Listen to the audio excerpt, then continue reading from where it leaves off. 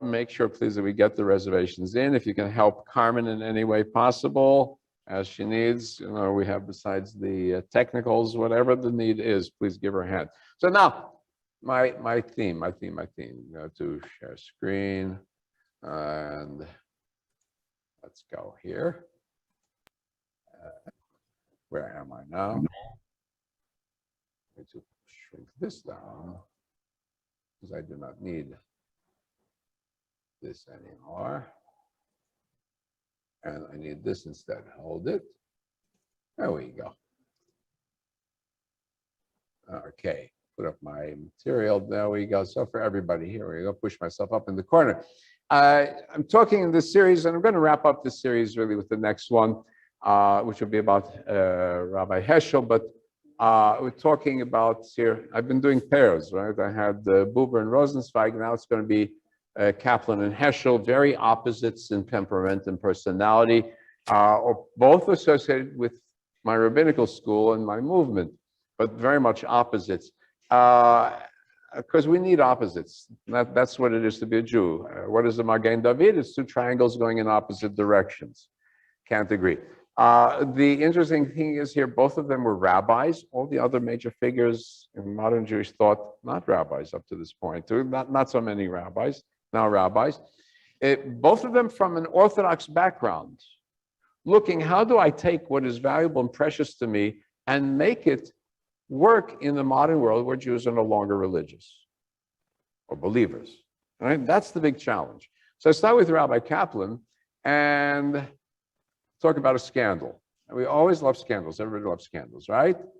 So let me make it personal. His grandson was chair of the at my synagogue in Beth Yeshua in Houston, Texas, when I was the associate rabbi there, assistant rabbi. And his father, this Daniel Moshe's father, was the co-founder of a cosmetic company, Avino. You know that company, Cosmetics Avino? So it's supposed to be because they have a chemical called avanathramides.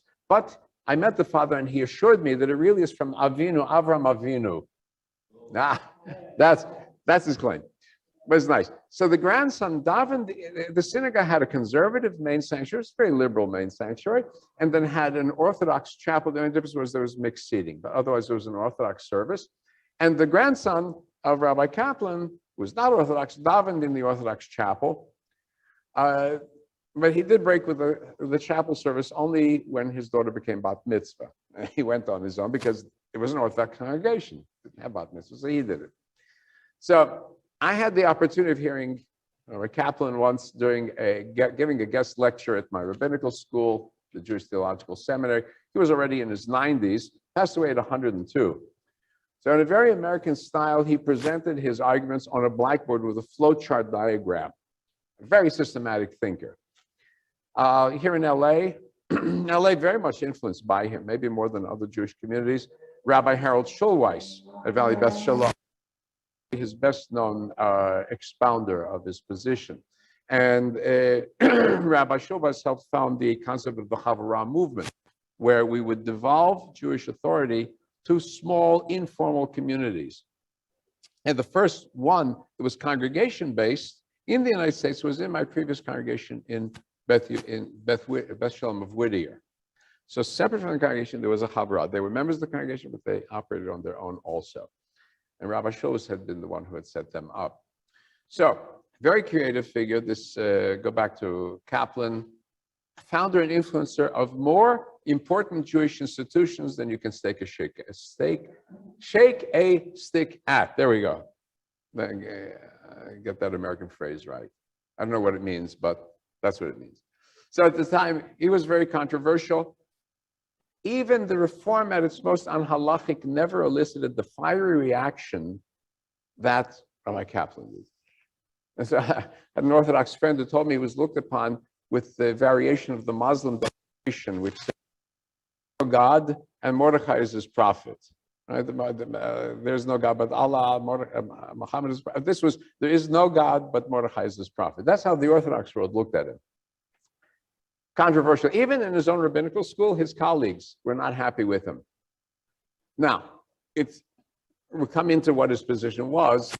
because basically everybody came around to accepting one of his core elemental positions, the idea of Judaism as a religious civilization. But his naturalistic conception of God was not acceptable. So in the seminary, he was looked at as an outsider. This was in the 40s and the 50s. So in the 40s, the faculty wrote a unanimous letter to him, expressing the complete disgust with his new Haggadah, because God was mostly missing from it, and Moses is the hero, which is the opposite of a traditional Haggadah.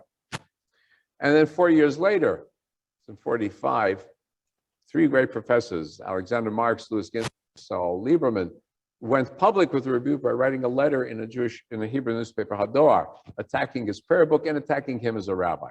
So what did he do that made him such a target? Well, that's not enough. This reaction is the one that really made history, where there was an actual cherem on Rabbi Kaplan. Not many cherem. There was a cherem on Spinoza. There was a cherem on some of the followers of the Baal Shem Tov in Lithuania, here and there. But this cherem, ban, complete ban, as reported in the Hebrew paper, Orthodox Hebrew paper, the Pardes. V'yitasef Roshei Am Rabban in New York, Rabbosi Vasviva. Roshei Yeshivas Adnor v'Chasidim Atamidei HaChachamim. Right? That's how it opens up. Talks about minas and kfirus, right? Heresy and denial. So here's the English translation. My help comes from the Lord, the maker of heaven and earth, the leaders of the people, great rabbis of greater New York and surroundings, heads of yeshivas, Hasidic leaders, scholars from great yeshivas, gathering together on the third day of the week of Parshat Korach and so on, date, calling up the organizations, a terrible scandal done in a high-handed and openly insolent manner by a certain person called Dr. Mordecai Kaplan. They wouldn't say rabbi. Dr. Mordecai Kaplan, despite his very orthodox ordination, publishing a new monstrosity in the name of Siddur Tefillot, which he demonstrated total heresy, complete disbelief in the God of Israel, the principles of the law of Torah of Israel, and the future of a heresy continues like this. Who can contemplate? There has been decided unanimously in one congregation to banish him and to excommunicate him and separate him from the community of Israel till he fully repents. Right? Terrible ban. This is a complete prohibition with all the bite of a snake and a complete curse of the rabbis, etc., etc. And then what happened was where the real scandal comes in. Somebody in the middle of that gathering grabbed a copy of a Siddur and set fire to it in the middle of the gathering. And so soon the rabbis there were actually very scared. They denied responsibility. One rabbi had gotten carried away with the emotion of the moment. And the reason it was very scary was this is shortly after the Nazis burned Jewish books, only a few years before. So the Jewish community was in an uproar. How dare anyone burn any book, Jewish book, even if they don't like what's in it? Right? Very big scandal in its day. Very big scandal in its day. I know of only one other book burning instance, and that was of the Rambam after his death, where in France, some of the rabbis thought the Rambam, Maimonides, was such a danger, they burned some of his writings. It actually took place. So it was some very good company. There's a Siddur that, apparently this is the Siddur that was set fire to. All right, so what was it that was so hair-raising? What was so scandalous? So Kaplan was the most quintessential American of rabbis. Now he was born in Lithuania, trained in yeshiva in Lithuania, which is very strict, very formal. And his father was brought to the United States as a rabbi to serve under the first chief rabbi of New York, Jacob Joseph. And he studied in yeshiva there, and then he went to the Jewish Theological Seminary to finish his studies. And at that time, it was both Orthodox and conservative in its thinking and approach. And then he did his doctorate at Columbia. And he got his rabbinical ordination, though, by Rabbi Reines, who was the founder of the modern religious Zionist movement, Mizrahi. So he started his career as an Orthodox rabbi, and he founded important Orthodox institutions. Congregation, Kilat Yeshurim. It's still active till today. He was one of the first rabbis, affiliated with the modern Orthodox school, Ramaz. The Jew guys who went to Ramaz? There we go. Famous Jewish school in New York. Well, that's from his congregation. Then in 1912, he was advisor to the creators of the Young Israel movement, which was a movement to draw young Jews to traditional Judaism. And you have Young Israel here, several congregations of Young Israel here in Los Angeles today. It's not so young anymore, but it's very widespread. It was a liberal Orthodox, maybe today it's a little bit more traditional in its style, but still that's his doing. And then what else? The idea of a Jewish community. Yeah. Huh? Torah Mada. Torah with science. That's Torah Mada. Okay, there we go. There we go. That's a good question. That's a very good question. So what else did he invent? The idea of a Jewish community center. The idea that the synagogue should be a community center. And so from his time on, almost every synagogue in the United States was built with a basketball court. We don't have one. But you go outside of the smaller towns, every synagogue had a basketball court. Because it was going to be the place where to get together for whatever it was. All right? And then he established his own congregation, the Society for Advancement of Judaism, again, still active till today. And then somewhere in the 20s, he had his first bat mitzvah service for his daughter. And then he established a movement called the Reconstructionist movement. They had reconstructing. Now, in fact, they call themselves the Reconstructing movement rather than Reconstructionists.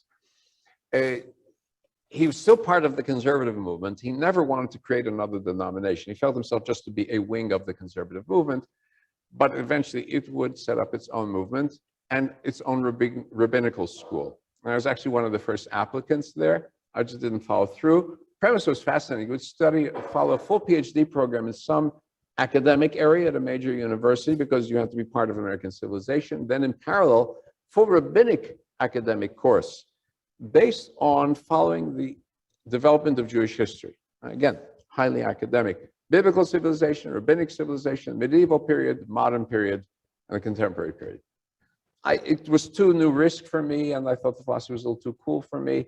And the movement is not quite as formal as it used to be. The more new age crept into it now. And here in Los Angeles, outcome of his thinking, the UJ, now the American Jewish University, and Brandeis Bardin camp, also to a great extent influenced by him. A university here, the AJU, would present Judaism as a deep culture and the developing civilization with a college to train Jews to live full American and Jewish culture as contributing citizens. That was his proposal. And that came to fruition. Rabbi David Lieber, who was their second president, was associated with Hollywood Temple Bethel. Services for many years and ran a Bible course here. So there's an old connection. So what was it, though, that, and I'm not going to go into too much, but was it that burned up the Orthodox enough to burn his Siddur? Well, he's very much in the training of American pragmatism, which was not interested in theoretics so much. And it was much more influenced by contemporary philosophy of its day, which would be, I say logical positivism. We can deal in things that are hard, concrete facts. We can't deal in things that are metaphysics that have no basis for us. We have to deal with the world as it is. And so this is the way of the thinking of the end of the 19th, beginning of the 20th century. It was, for those faith, a way to deal with religion. It's not wrong to say that he was an atheist, but he was a material metaphysics. So God could not be determined could not be described in terms of spirit, separate from the world, but he would come up with the term, the power that makes for salvation. A very difficult term to understand, but it would be a way in which somebody who is no longer a true believer could hold on to the idea of a God. That was his interest. Influenced by sociologists, Durkheim, Matthew Arnold, Herman Cohen. Okay. Very much similar to Maimonides, in the sense that Maimonides also said God is not physical, not personal, not that the anthropomorphic descriptions of God are as best metaphors that we can only understand in the sense of what God is not. We cannot have a comprehension of what God is. But he went beyond that, maybe in a sense of pantheistic, in that sense that God is the sum of all natural processes that allow man to be fulfilled, self-fulfilled. Very, very difficult.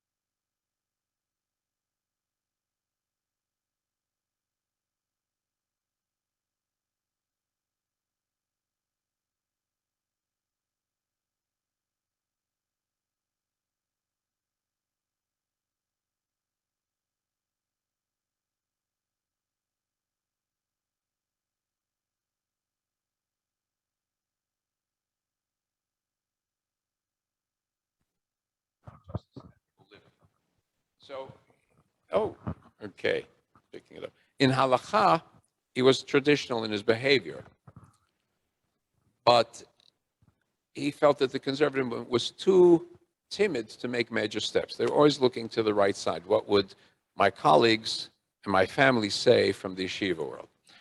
And he said that halakha would be the result of the people as a source of authority, not sound. He used the term folkways. How can I make folkways legally binding? That's a different question. So no longer from Sinai. And you can see that that is what blows up the Orthodox colleagues. So what's being reconstructed then? He looks for the reconstruction of the Jewish community. Following the European Enlightenment, where you have the establishment of Protestant ethos, and your Jews coming into a Protestant world, where the identification is religion as religion, so the church is in its place, and everything else is in its place. And they said, wait, but that is not organically or originally Jewish, right? Organic Jewish. We all grow out of the people, out of the peoplehood. And so we must emphasize all the aspects of Judaism, which is not just the synagogue aspect, but also art, music, philanthropy, and so on. And that the leadership would come up out of the people. First, the anti-elitists, and come from the people up. And also very much a Zionist, because if the people are a people, they have a locus, a center, that would be the land of Israel. So in some sense, he's maybe the most Zionist of the movements in his thinking. So a few things that bugged people the wrong way. In the Torah blessing, he got rid of Asher Bachar Banu, who has chosen us. He said, well, we no longer can talk about chosen people. It got us in trouble too many times, even if we don't believe it, but the non-Jews believe it. And that's when they pin the blames of the world on us. So we eliminate the idea of chosenness. We're not going to say Asher Bachar Banu. We're going to say instead Asher Kirvanu. Now, it's not he who has chosen us, but he who has brought us close. Bringing us close is no different than choosing us, but it doesn't sound the same. And then Musaf was eliminated in the end out of the constraints of dealing with time and online. We're not doing the Musaf here either in that sense. And because the Musaf is essentially a reenactment of the temple sacrifice, that's its function. And in some places, I think they got rid of Aleinu too, because Aleinu is a declaration of the chosenness of the people.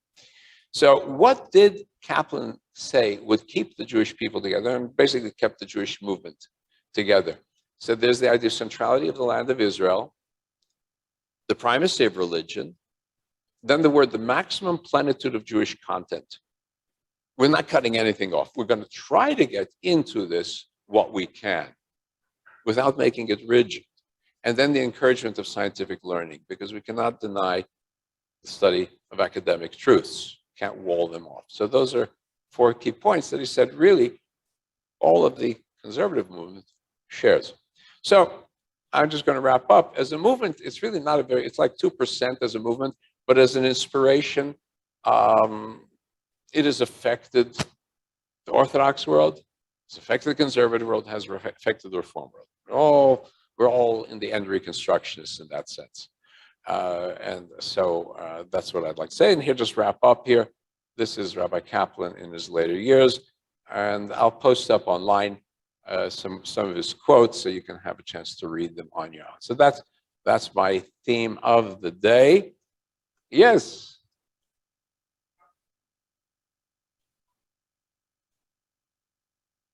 Okay. Sound came back. Yeah, go ahead.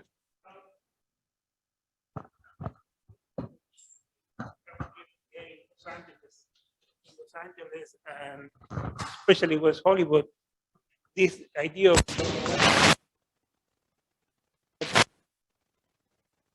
doesn't require too much the religion, but mostly like a community. That's a very good question. Happening in the Jewish community today, there's a split in the Jewish community of what's the latest trends, and I'm going to be talking about it later. The latest trends. Okay. Try this. Let's just turn it off. There we go. Okay. So where in the younger Jews, they have either no interest, or if they're interested, they're coming out of the Orthodox world. And a large number. So one of the big problems is, well, okay, so the Orthodox world is the Orthodox world. Not all of them will stay Orthodox. They're going to end up coming into conservative reform. They're going to be populating us. That's fine. So we will have we'll have our population. But the problem is, well, what about the rest here? So as an intriguing point, there was an essay that came in the Jewish Journal, and it is about reaching out to young Jews and also reaching out to non-Jews, because we have a lot to offer. Not necessarily just religious, but value-based.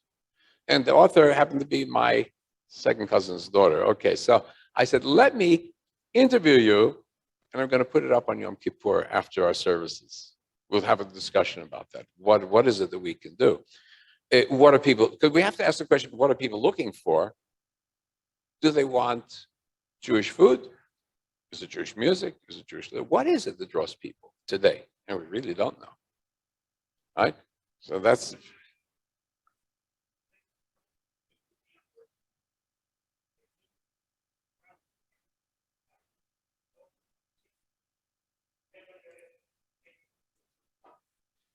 So the question is, it's not that they feel Jewish, but what do they do about it? If you're not in the synagogue, what is now? Much of it has to do with family connections. So are the family events, Shabbat together, holidays together? Is there something that is tying you into Jewish? And that's a big question. For some young Jews, it is all, we're going out and marching on the streets. That's our Jewishness. And that's the end of it.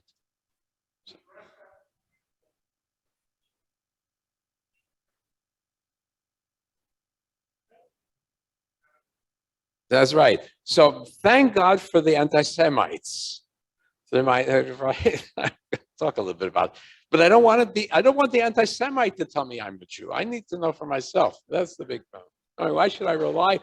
It's like I've got this quote. It's the mayor of Vienna who made his way up by anti-Semitism, and he had only Jewish friends. So he says, I decide who's a Jew. I don't want the anti-Semite to decide I'm Jewish. It has to come from inside. That's part of our big challenge. So listen, in Los Angeles, you have so many varieties. Baskin-Robbins, 31 flavors.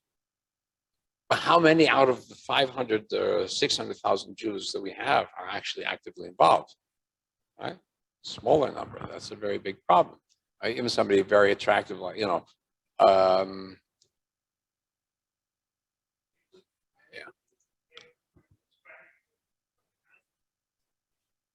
well, that's what he was trying to. He was seeing what was happening in his day. We don't remember is in many ways. I saw Doug put a note. Yeah, young Jews are marching with their feet. They're praying with their feet. That was the Heschel's quote. But the question is, can you build a religion of protest only? But what Kaplan was dealing with in his day is you ever hear of the Yom Kippur Ball? Yom Kippur Ball. So in the beginning of the last century, all the young people threw away Judaism. They had no interest in Judaism.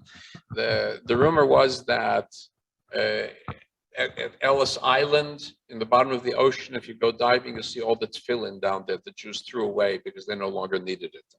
It's a rumor story. It's one of those urban legends. But the young Jews were liberated completely. And so they would gather together on Yom Kippur night, Kol Nidre night, and hold ballroom dances across the street from the synagogue where their parents were. We were dafka, so, my thumb is in your eye type thing.